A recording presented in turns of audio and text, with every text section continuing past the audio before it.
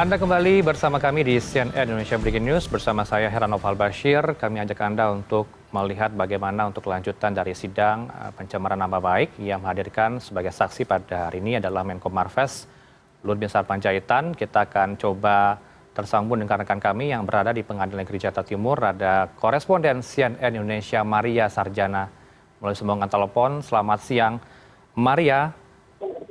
Maria, kalau kita simak tadi pernyataan dari Luhut, sejumlah bantahan dilontarkan oleh Luhut tidak punya konflik of interest dan tidak terlibat dalam pertambangan Intan Jaya di Papua. Bisa Anda gambarkan kembali keterangan yang disampaikan oleh Luhut sebagai saksi pada hari ini? Silakan Maria. Baik, terima kasih. Herado. Memang saat ini proses sidang di Pengadilan Negeri Jakarta Timur saat ini sedang dalam proses atau istirahat. Nanti akan disambung kembali pada pukul 13 waktu Indonesia bagian Barat. Kalau pertanyaan Anda tentang bagaimana tadi kesaksian yang kemudian disampaikan oleh Menko Marves Luhut Binsar Panjaitan di dalam atau di ruang persidangan tadi beberapa hal memang sempat disebutkan oleh Luhut ketika dipertanyakan oleh pihak jaksa terkait dengan kedekatannya dengan Haris maupun dengan Fathia. Dan tadi ada beberapa kali interupsi yang terjadi dan ada sedikit kegaduhan juga yang sempat terjadi di dalam ruang sidang. Saya menghitung sekitar ada 3 kali kegaduhan yang terjadi. Yang pertama adalah ketika jaksa mulai bertanya terkait dengan bagaimana kedekatan antara Luhut dan Haris Azhar sebetulnya.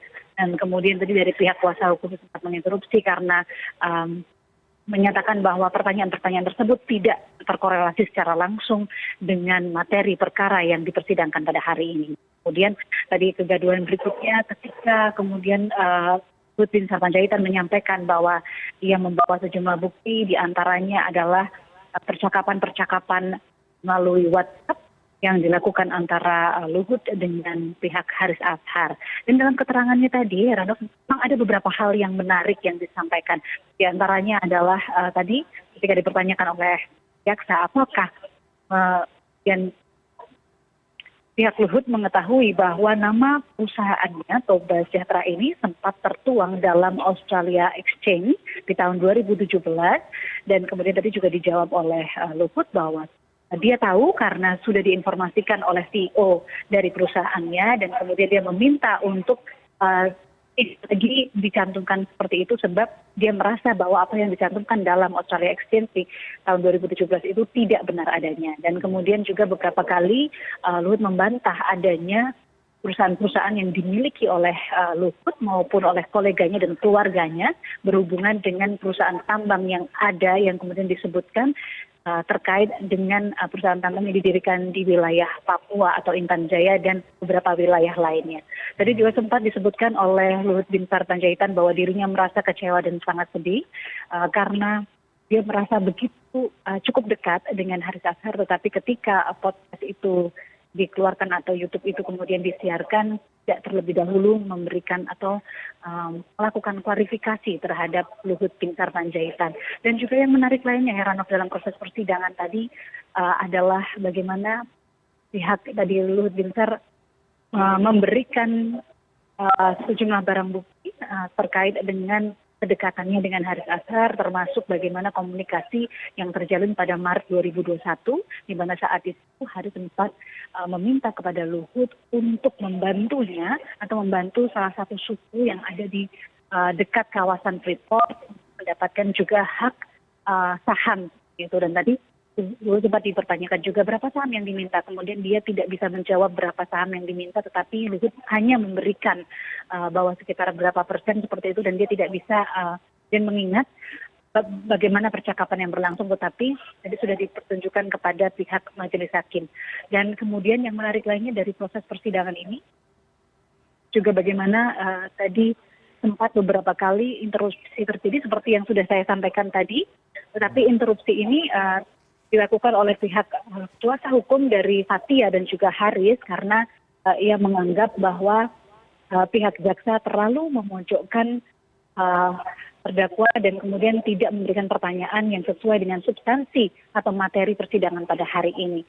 Dan kemudian kegaduhan yang berikutnya Heranov tadi juga terjadi sempat ketika terdakwa Fathia sempat berjalan ke belakang mundur untuk mengambil sebuah handphone atau memperlihatkan sebuah handphone seperti itu, dan tadi sempat dihentikan terlebih dahulu oleh pihak majelis hakim.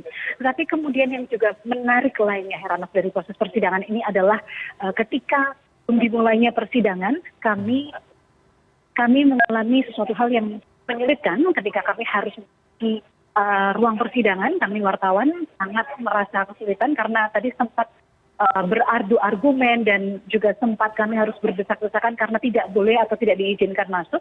Sedangkan untuk hari ini sendiri Pengadilan Negeri Jakarta Timur telah memutuskan untuk meniadakan semua sidang kecuali sidang dengan terdakwa Fathia dan Haris Azhar dengan saksi Luhut Binsar Panjaitan. Sementara kami juga mau menggambarkan kepada Anda Heranov bagaimana situasi di depan Pengadilan Negeri Jakarta Timur sejak pagi tadi ketika kami datang. Kami kesulitan juga untuk memasuki halaman dari Pengadilan Negeri karena memang ada sterilisasi yang dilakukan dan ada massa aksi yang juga begitu banyak di luar Pengadilan Negeri atau di sepanjang depan Pengadilan Negeri Jakarta Timur. Mereka menuntut persidangan ini untuk buka seperti itu, dan terjadi juga kegaduhan di mana tadi beberapa saat persidangan akan berlangsung, ini banyak kuasa hukum dari pihak Haris Azhar yang tidak boleh masuk ke ruangan sidang, dan beberapa hal inilah yang kemudian menjadi persidangan ini begitu menarik dan begitu istimewa karena dalam proses dari sebelum dimulai sidang saja sudah berbagai hal terjadi Heranov hari ini.